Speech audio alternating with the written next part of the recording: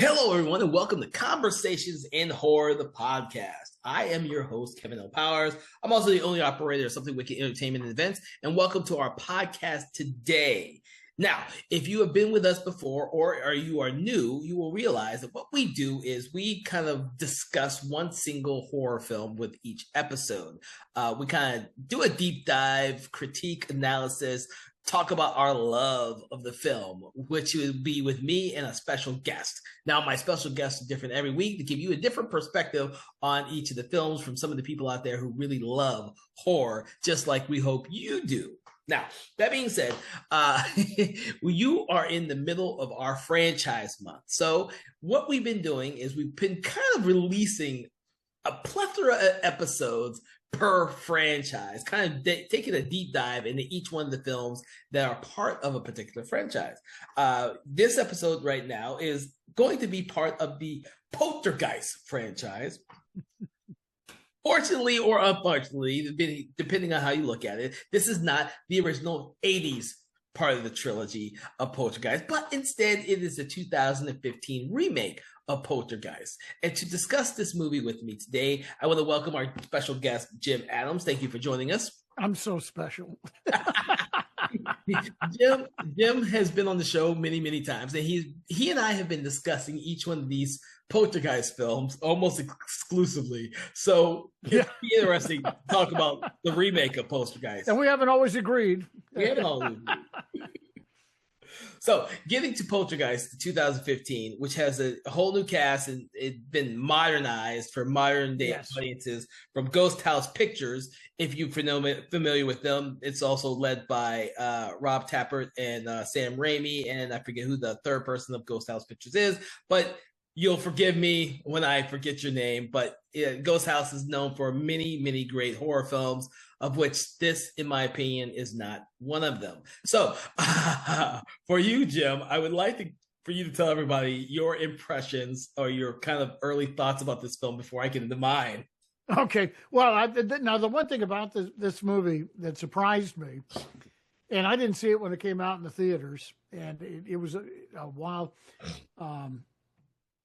It was a while before I saw it. It came out just before I had my heart attack, and my mom got real sick, and so I wasn't seeing a whole lot of real movies. Mm-hmm. So I saw it streaming when it came out the first time.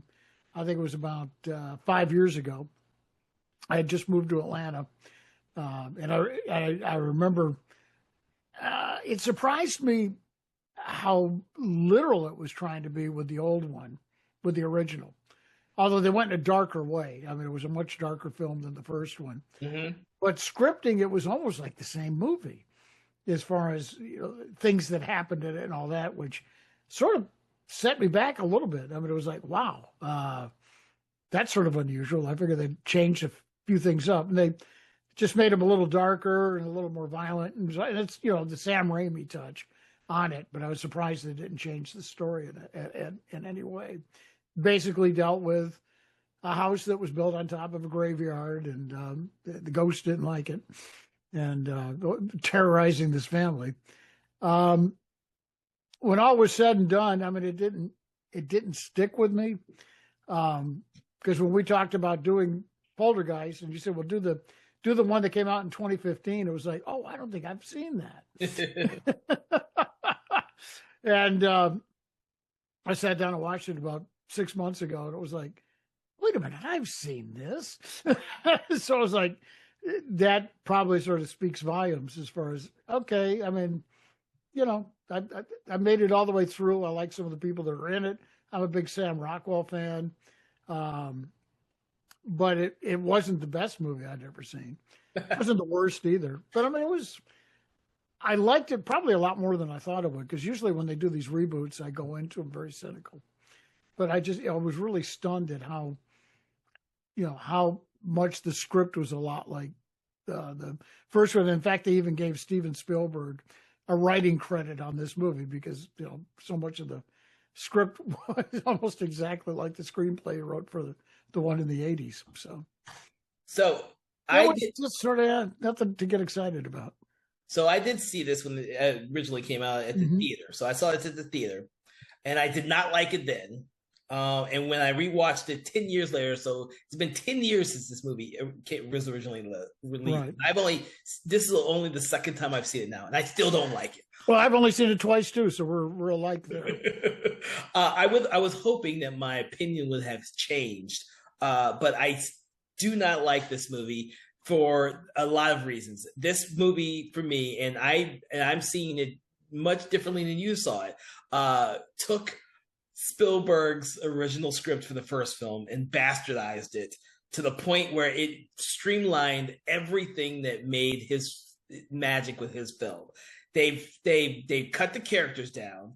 They've cut the setup for all the characters. They've even made this feel like it's a ripoff of the Amityville Horror. Let's have a poor family. Yeah, you're right on that. You're absolutely right on that. Yeah. This movie is filled with so many bad cliches of what came after Poltergeist. I could not get past them. And Sam Rockwell, God bless that motherfucker's heart. I love him in most everything he's in.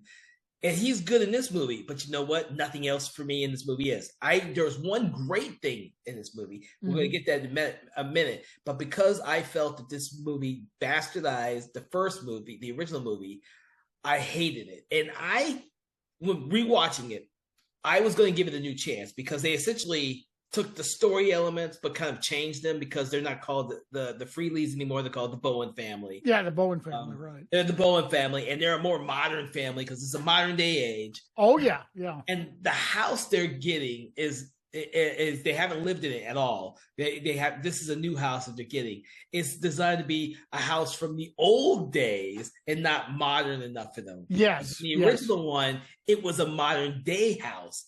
In a new that had just been built. Yeah, it'd been basically been built. Yeah. So you have all these modern technology in here, cell phones, drones, and all this kind of kooky new stuff. Yeah. Flat screen TVs and everything, which are supposedly really hard to bust for some reason because the Griffin character, the young boy in there, has a trouble stepping on. Or it's not just Griffin; it's also the daughter, which I can't remember her name. Kendra. She has, her little incident with the TV as well. But the thing for me is, you're right. It is a darker film. Oh yeah, very much so. It's a much darker film. But my biggest problem with this film, because they shortchanged so much in the setup that the original had, the characters seem like cliched caricatures of bad movies I'd seen over the last 20 to 30 years. Can't argue with you on that. Yeah, I can't argue with you on that. And with that, it just seemed like they weren't trying. They were not trying with this film, even by having the ghost hunting Jared Harris. Richard Harris's son, yeah. Yeah, Jared Harris as the cliche ghost hunting guy who really is a real ghost hunting guy, I thought was the most ridiculous thing known to mankind. I was like, you're going to set him up as being like a typical ghost hunter who no one believes in real life anyways. Right. And he really has. When he comes on the scene, he really has believed it. Now, I'm getting very fast in the film because this really bugged me. And I liked it, and it bugged me at the same time. So when they introduced him to the family, it is straight out a copy / ripoff / homage to the sequence in The Exorcist when Father Merrin first comes to the It is very much that. Yes. Yeah, I'll give you that. Absolutely. It is. Jared Harris steps out of the taxi because it's a taxi. It's almost identical. Puts on his hat. And then it's the kid. And the kid's been watching them with using the drone. Now, I do like the way they use the drone in this movie. Yeah, I do too. Yeah, that was sort of one of the technology in this movie is well done. I do like some of that. I just think that because they tried to make it as modern as possible with new technology and new ideals, like the ghost hunting guy, it kind of takes away from the seriousness of this family dynamic. Because like Sam Rockwell, bless his heart, he's working really hard to sell this father character. Oh, they waste him in this. He's so wasted in this movie. I'm with you on that. That is one of the problems with this film. Even Rosemary DeWitt, who I like, is like, oh my God. Oh, she's just like window dressing in this. And the thing is, I don't.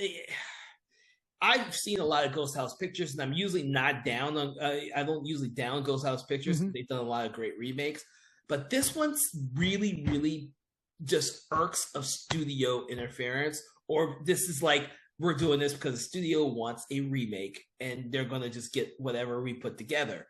It doesn't seem like anyone tried with this movie, and that's the problem I have with it, because it feels like so many other bad cliche movies, haunted house movies out there. It diminishes what the film could have been, because there are some great sequences. No, I agree with you on that. And again, when we talked about Poltergeist 3, we sort of ran into that where it was trying to be more style than substance, and that really hurt the film. That is exactly what this movie does. It's more style than substance. You are absolutely correct. That is a great way of putting it. The two sequences I will try to mention here is the one with the tree sequence where that was awesome. Yeah. Where Griffin is afraid. Now, Griffin, I hate that character. That character is like a scaredy cat of everything from the very just a whiny little kid. Yeah.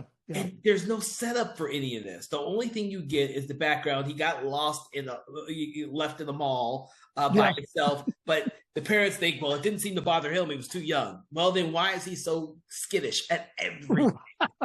Like, you give this character some kind of depth, because he's this kid seems like he could pull off some more character-based stuff, but he doesn't, because he's like told to do one thing and he does it really well, but it's annoying. But that tree sequence where the tree scares him. That's an awesome scene, yeah. And the branches come through the top window of the house. And then it goes through the house. The tree branch as a large hand comes through the house and grabs a paralyzed, physically and visually paralyzed, because he gets stopped, frozen in time at the top of the steps, and then drags him from that spot right way back outside the top window of his room and outside. That is it's a good sequence. It really is good. It's a great sequence in the movie. It's a great sequence. And then watching him being thrown around in the tree when the parents are driving back into the driveway. Yeah. I mean, that's very effective. That was very effective. Yeah. That's a very effective sequence. I love it. I had forgotten about it because I literally in 10 years forgot about this movie completely. And the other sequence is when they go into the other world. Now, yes, that's pretty cool. Yeah. They used, and this is where the drone gets used again. A great sequence with Griffin, who's flying the drone into the other world, and you see all the souls of all the people that are in the house. Yeah, now, to be honest with you, I think that's way too many freaking souls, because they're in the whole neighborhood should be haunted, like we've discussed about the first three films. Oh, I know. Yeah. It's like all the neighbors should be having problems too. Yeah. But all the souls seem to be congregated in the one house. There's like 200 souls of bodies just fooling around. But it's a cool visual sequence. And for the first time, we get to really see it better than what we saw in Poltergeist 2. Oh, yeah. Yeah, absolutely. No, yeah, much better than.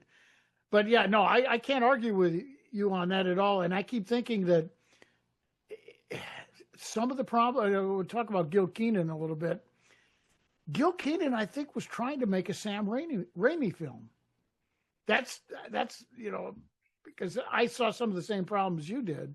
And I get, this movie was almost like trying to decide to be a Sam Raimi film, but you can't make a Spielberg Tobe Hooper film into a Sam Raimi film. And I think that's why it came across as so goofy. It is goofy because there's these bits of humor that don't play with me. They don't fit. Yeah. They don't fit, like the very end scene. You get ultra violence, and then you get this humor thrown in, and Raimi was a master at doing that in Evil Dead and stuff. And some of his other films, but did it very well in Darkman. Yeah. But it doesn't work here at all. Well, it doesn't work because these characters never get past being caricatures. That's why I'm so surprised that they tried to copy the script from the 80s so much, because, I'm sorry, folks, you can't remake a Steven Spielberg film. I mean, if you're going to try to do that, I mean, I don't know a studio head that would ever think that that's a good idea, because you can't. Spielberg can make a Spielberg film.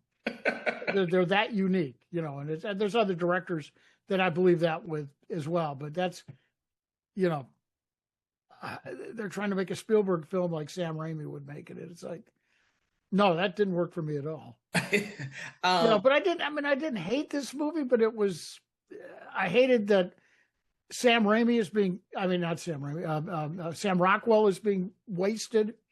And Jared Harris, who is a brilliant actor, is totally being wasted in this one too. I think this must have just been a movie he did for the paycheck. I think the thing about him in this movie is I actually believe that he's one of the strongest elements of the movie, for the fact that he is like a Zelda Rubinstein, is they know exactly what type of movie they're in. Absolutely, whether the film knows what type of movie it wants to be or not. Yeah.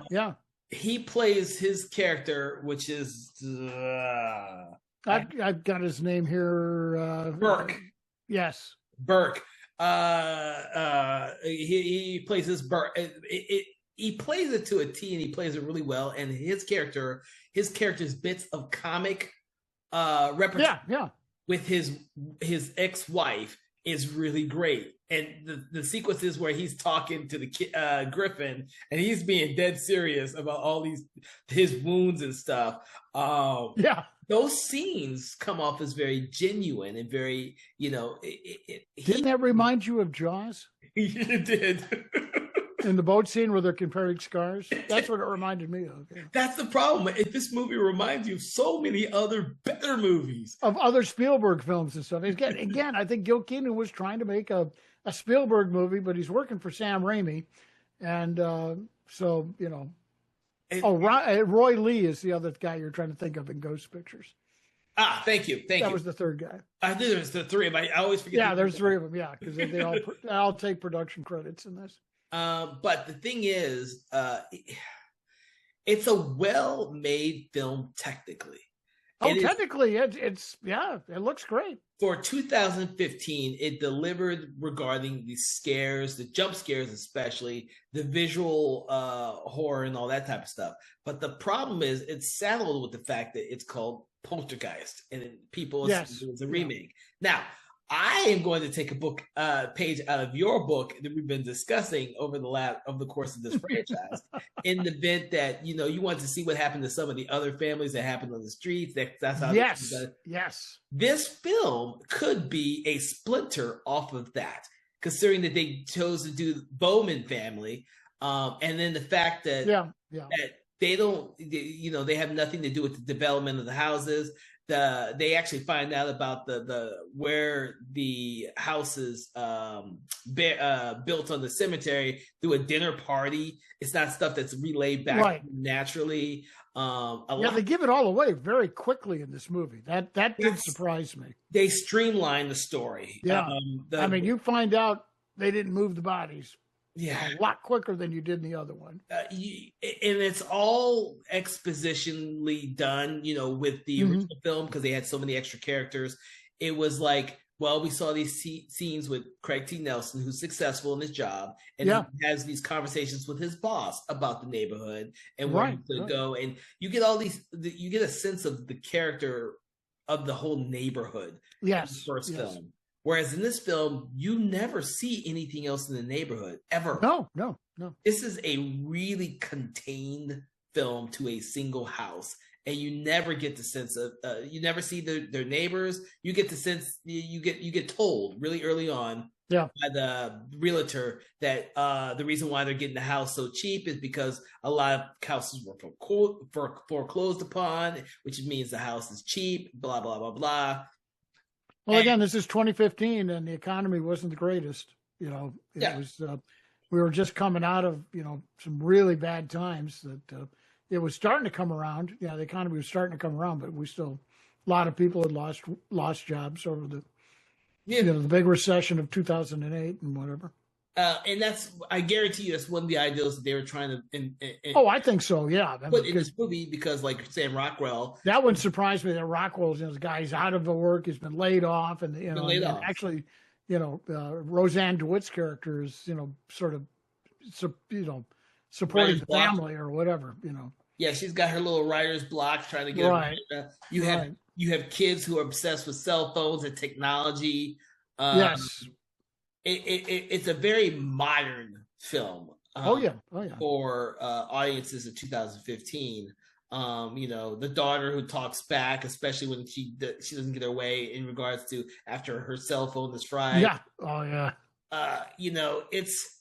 It never seems like that wholesome family dynamic that the original Oh, had. it's not. No, it's not there at all. No. And so this family seems much more disconnected than the other family. And this film is the film is not necessarily short, but it's also not necessarily long. And the suggestion that Eric Bowen, the Sam Rockwell's character, may have a little drinking problem. Yes, yeah, that was go along with it. Definitely, that's definitely thrown at you.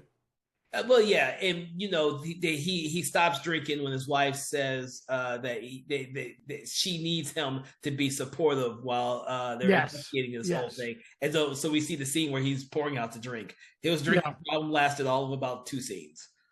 Yeah, yeah. It's stuff like that. Like it's like the writers went through and just said, we need to give these people as many problems as possible for no reason, to just give them problems. Oh, he's drinking because he's out of work. Yeah, yeah. That's literally the only reason. No, that's it. The only reason they give you. But he also is someone who thinks he can fix everything around the house. So he's not lazy. He's not, he can't. Oh yeah, yeah, yeah.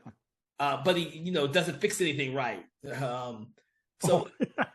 That's where I come in. And I think, all these characters are caricatures and not real characters. I never feel at any time that these characters are real characters. Even Griffin, when Griffin becomes self-sacrifices to go in and get Caroline. It's not Caroline. She's not Caroline. She's Maddie. Madison. Right. I was like, we've been talking about the original trilogy, and now Caroline's stuck in my head. When she goes, I know. When he goes to go get her, I'm like, oh, okay. So you give the mother and father even less to do in this movie by focusing so much attention on the Griffin character. He's skittish, he's afraid of everything, and now he's not afraid of everything because he feels bad that he left his sister alone to be sucked into the netherworld. Yeah, the old, I'll go get some help. Boom, I'm out of here. Yeah. And of course, it throws me off a little bit that it for plot reasons, it works that, when Griffin goes into the netherworld, wherever we're going to call it, the other side, we'll call it the other side. So it's the second side, call it the other side. It goes to the other side. He's following with the rope in this other side. And being guided by the drone and all that stuff. And all of a sudden, when he loses the rope and the rope comes through on the other, like on the right side, from the other side, I'm like, so how is he going to get back if he doesn't know where he's going? But plot wise, he makes it back. They both make it back. And they think they've, survived their ordeal. Well, this movie does that a lot, where you think, okay, everything's going to be fine. Then, nope. They get pulled back in the house, and it, keeps going. Yeah, well, that's a couple times they do that. That sequence where they're trying to leave and they can't leave, I thought was real cool, but I also thought it was stupid because you have the Poltergeist being able to affect things on the outside. Yes. Now, from my perspective, for this film, if you're ignoring the fact that the original Poltergeist 2 and 3 kind of made it seem as though Carol Ann's psychic, just like her mother's psychic, just like her, and that's part of the reason Kane keeps coming after her. Yeah. What is the reason for the ghost at this house to keep coming after her? I don't know. The second and they don't give you a reason. They don't give you a reason. The second film second and third film give you a reason for why events unfold. But in this movie, the Poltergeist just like her because they think she can lead her to the light. And I'm like, well. Yeah, I mean, they tried to make her like Carol Ann. She does do the "they're here" with the TV and all that. But it's, I agree with you. That's why when I say I'm really surprised at how literal they tried to use Spielberg's script, it doesn't work in the context that they want to use it in. No, I think, and I give it more credit than I sometimes it should.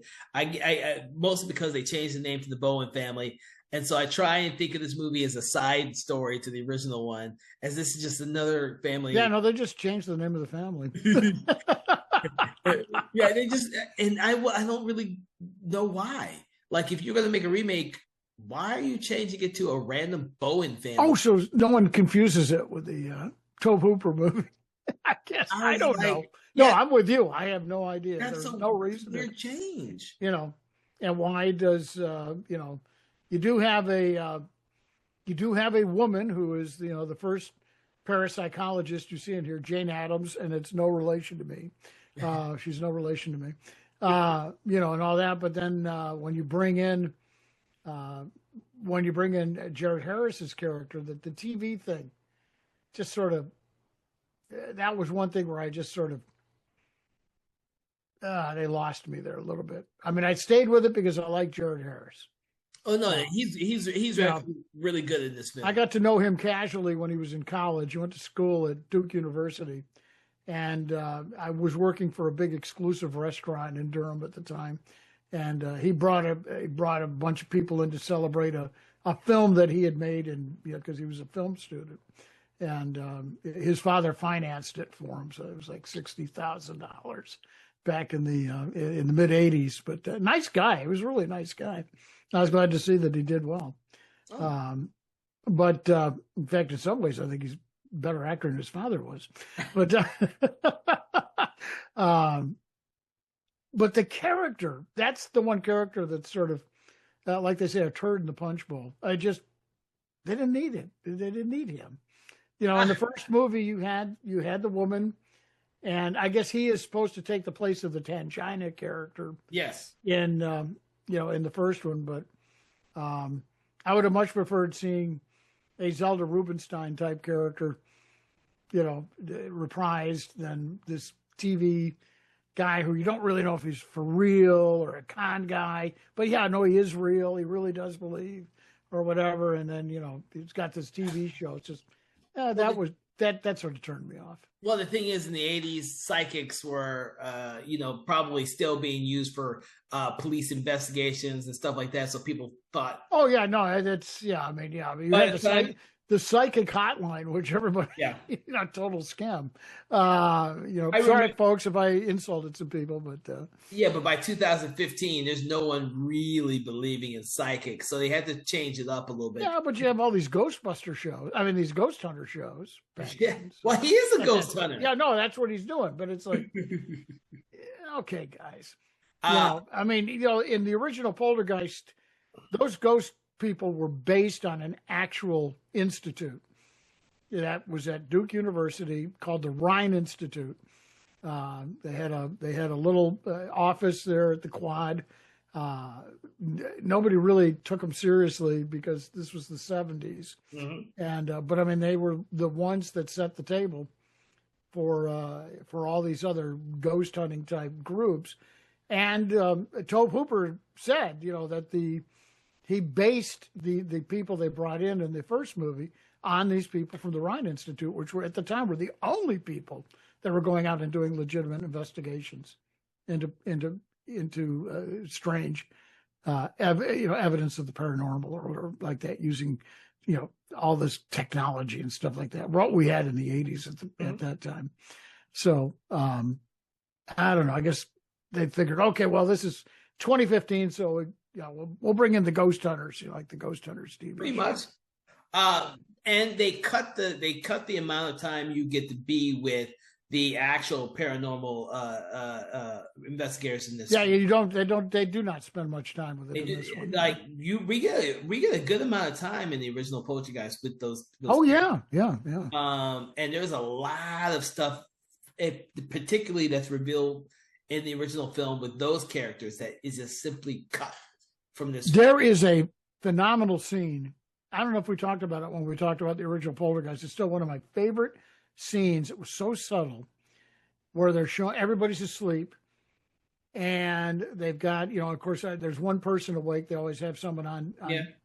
awake, and on one of the screens, and I think the guy turns away from the screen, so you're seeing a shot over his shoulder to the screen, and you see this woman coming down the stairs. Yeah, we briefly discussed it. I love that. It's still one of my favorite shots from that whole movie. Well, they never had one of those here. You never really had a moment. Well, no, they cut out a lot of that, but also you got to remember that from perspective of you looking at it, it looks like a woman. But when they replay yes, it's all the different souls. It's all of them. It's all. That's right. I mean, it was a marvelous moment. It was a beautiful moment, but we didn't have that here.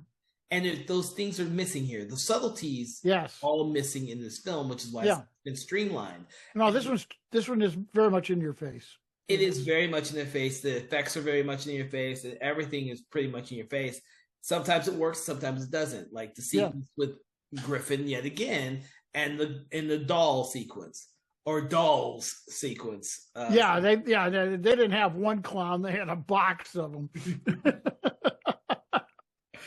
Which is meant to be scary, but a lot of that stuff has happened to Griffin. I think the only thing that happens to Kendra is when she's in the laundry room sequence. Yeah, that's the big one for her. It's the laundry room. And then I try to remember. I don't think Sam Rockwell has one.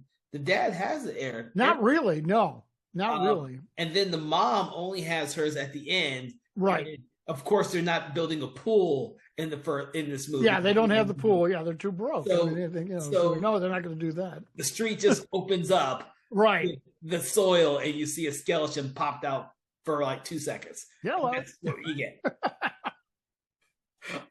And that's why I said it's not nearly as effective as a film back in the 80s. No, it's not. No.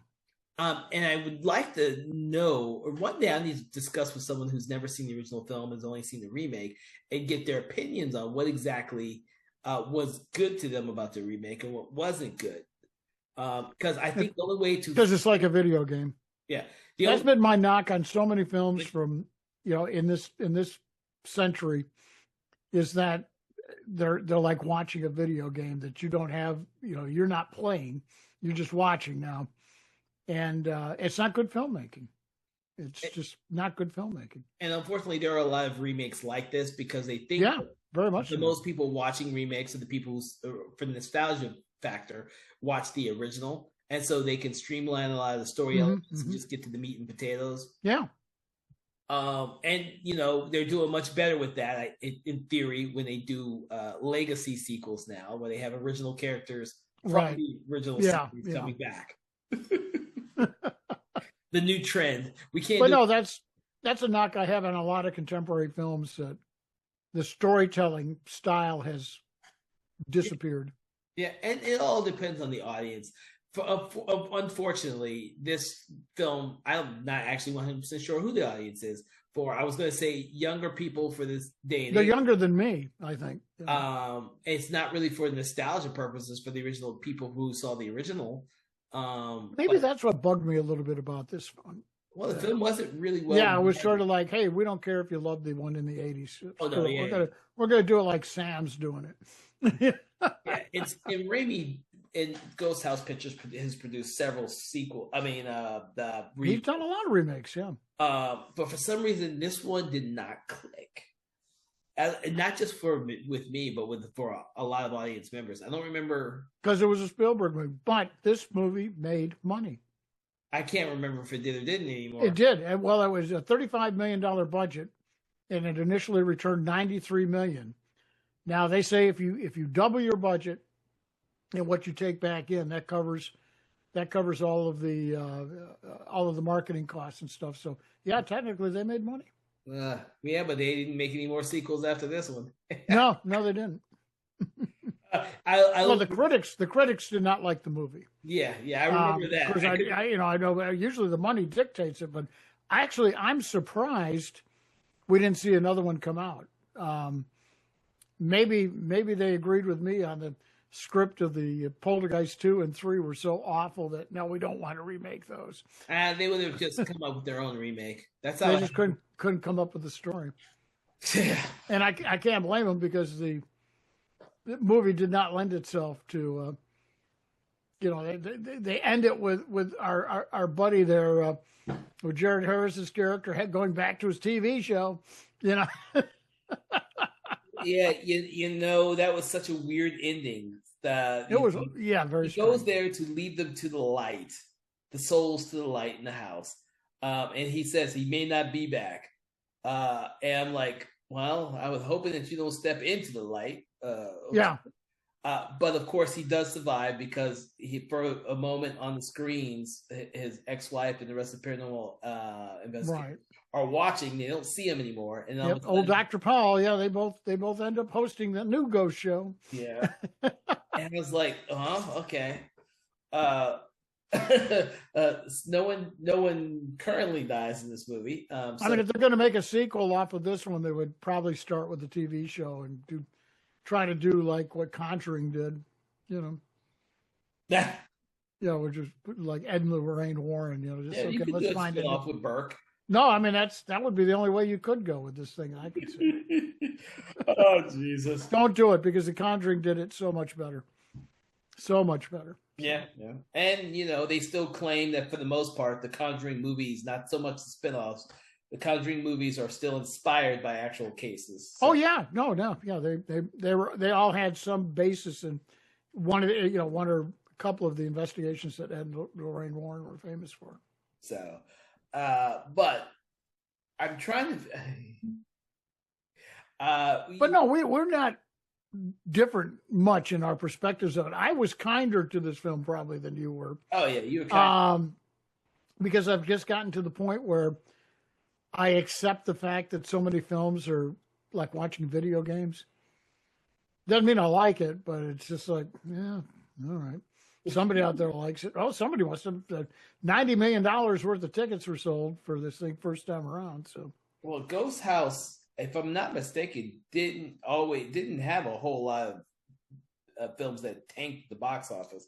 No, they didn't. No. And Sam Raimi and his team have been very consistent with the movies they put out. They may have had a couple that didn't really click with audiences, but they're pretty much were solid horror films.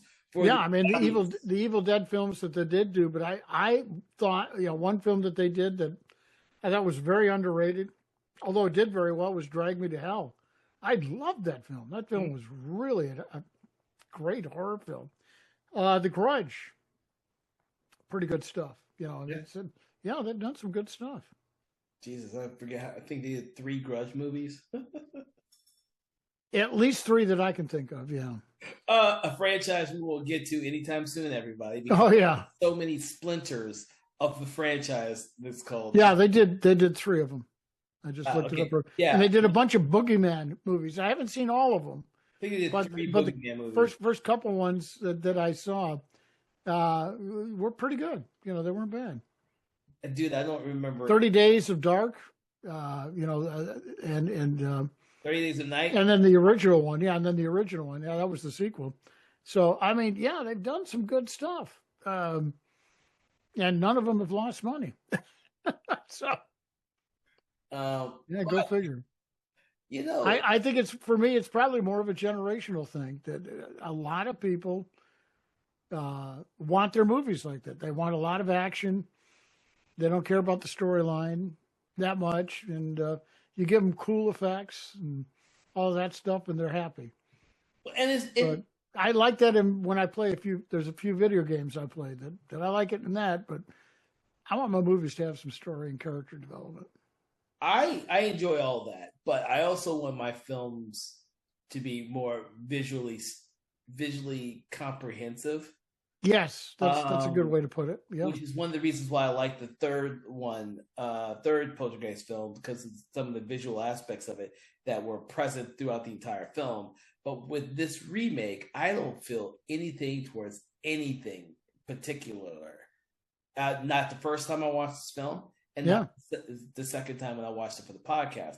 It just seems to be a product of studio. No, if I'm going to rewatch a Poltergeist film, I'm going to pull out 82. So, I'm going to pull out the original, and I can watch that over and over again and never get bored, even though I know how it's going to end. Yeah, I know all the hooks and stuff, but it's just such a fun movie to watch. But no, this one once I realized I'd already seen it and stuff, I said, okay, I'll watch it for the podcast, but I had no interest in watching it again. Yeah.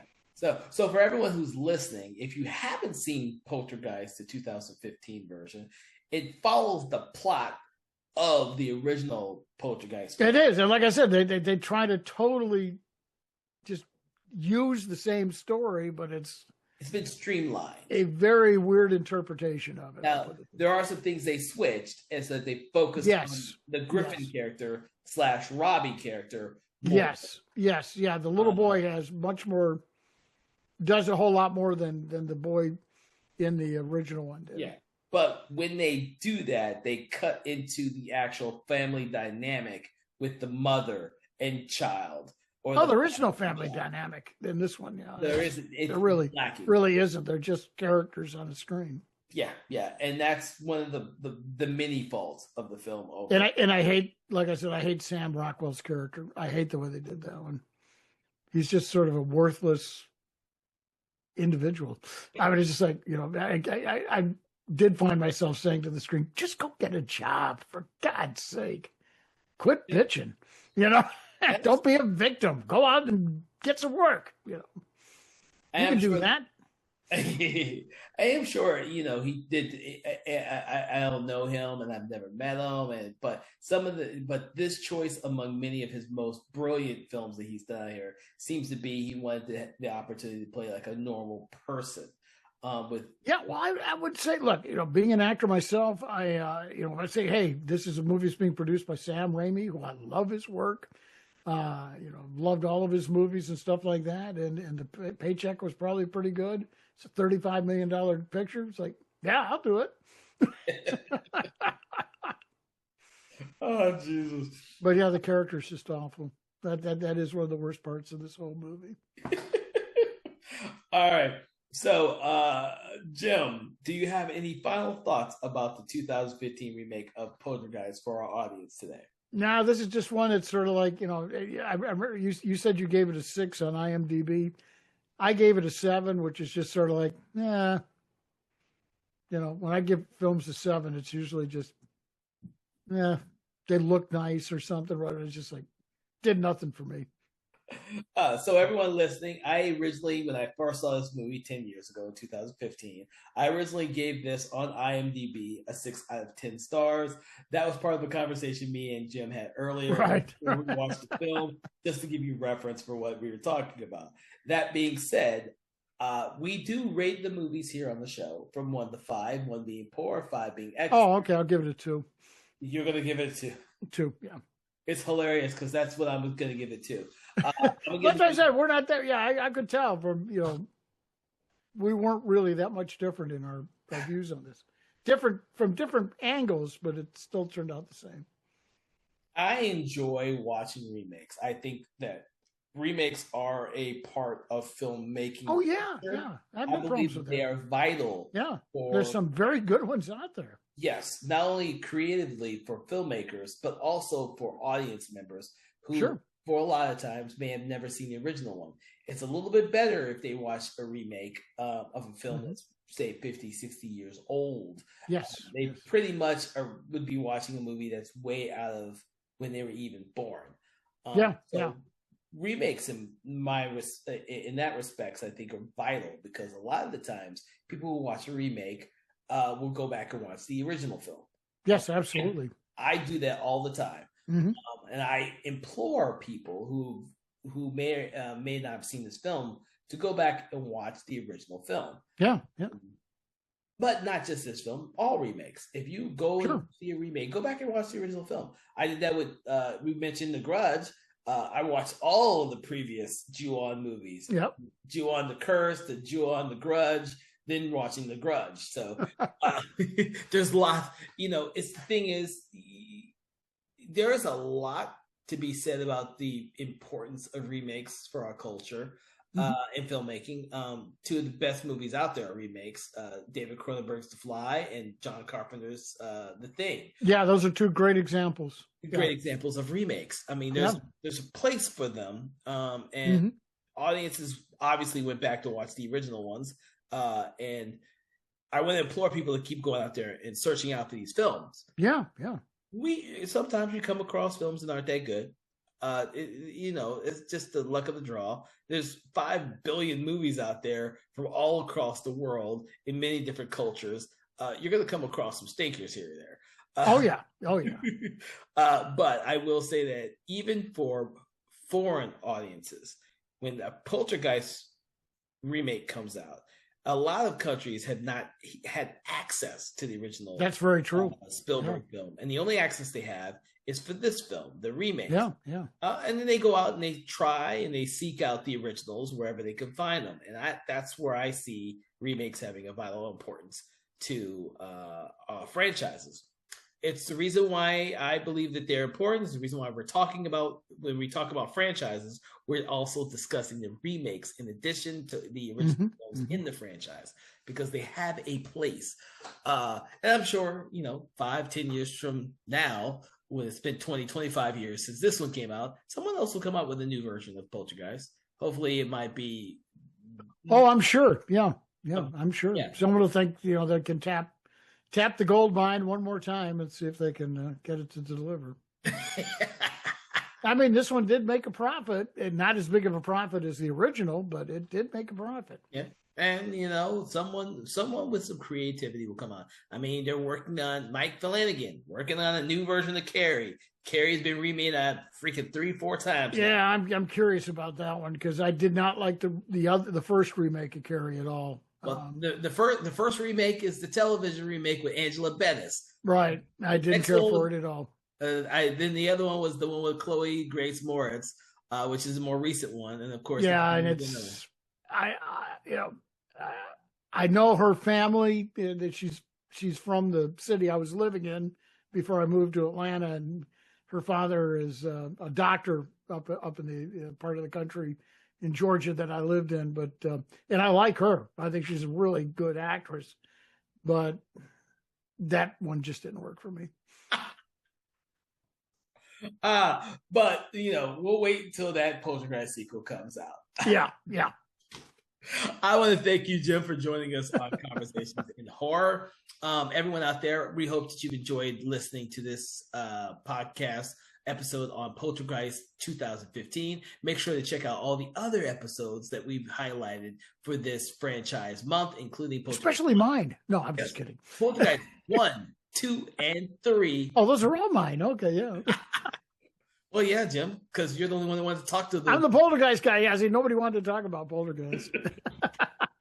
Oh, Jesus. Who are you going to call? Please make sure to check out all of our previous episodes, and make sure to like, follow, share, and subscribe to the podcast so you never miss an episode. Regular episodes are released every Wednesday at 8 a.m. On Mondays, we release special episodes every once in a while, so keep on the lookout for those. From all of us at Something Wicked Entertainment, we want to wish you a pleasant day and keep watching those remakes. Yeah, let's do some more found footage. Have a good day. Conversations in Horror is a Broken Lighthouse Pictures production. Written, produced, and directed by Kevin L. Powers. Executive producer Kelly A. Inoka. All contents and material from this episode of Conversations in Horror is copyright 2025 Broken Lighthouse Pictures.